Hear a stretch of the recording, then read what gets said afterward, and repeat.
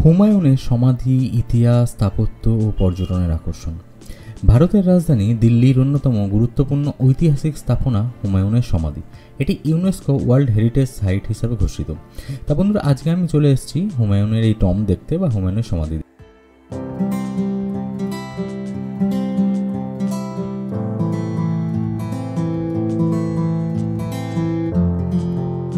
দেখতে। এটি শুধু মুঘল সাম্রাজ্যের দ্বিতীয় সম্রাট হুমায়ুনের শেষ শয়নস্থান নয়, বরং ভারতীয় উপমহাদেশের প্রথম উদ্যান সমাধি বা গার্ডেন টম্ব হিসাবেও পরিচিত।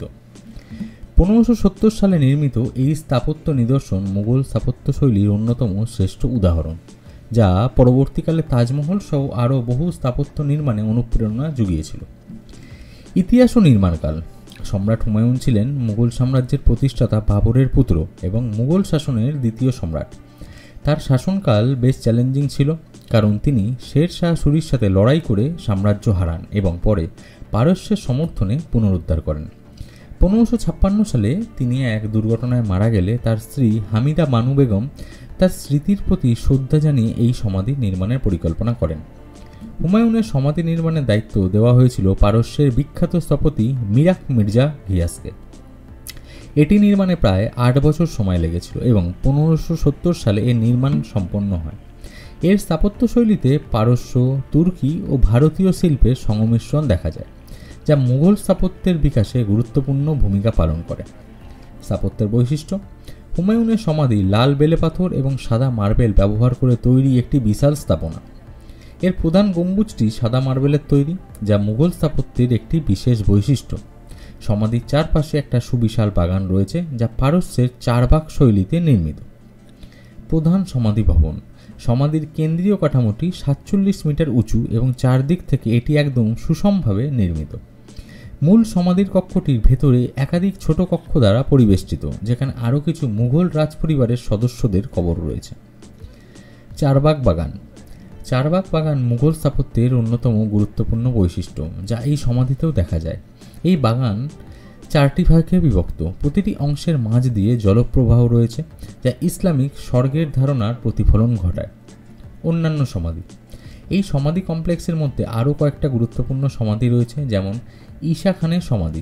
এটি আফগান স্থাপত্যশৈলীতে নির্মিত একটি প্রাচীন সমাধি। নাইদারওয়ালা সমাধি। এটি একটি অজানা মুঘল অভিজাত ব্যক্তির সমাধি বলে মনে করা হয়। বারবারি মসজিদ। মুঘল আমলের একটি ছোট মসজিদ, যা ঐতিহাসিকভাবে গুরুত্বপূর্ণ। পর্যটন ও বর্তমান অবস্থা।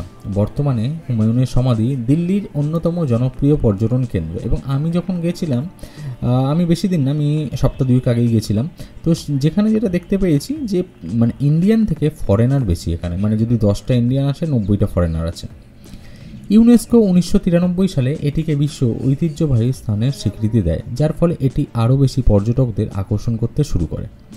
ভারতীয় প্রত্নতাত্ত্বিক বিভাগ বা এএসআই এই ঐতিহাসিক স্থাপনার সংরক্ষণ ও রক্ষণাবেক্ষণের দায়িত্বে রয়েছে। ভ্রমণ তথ্য। কীভাবে পৌঁছাবেন?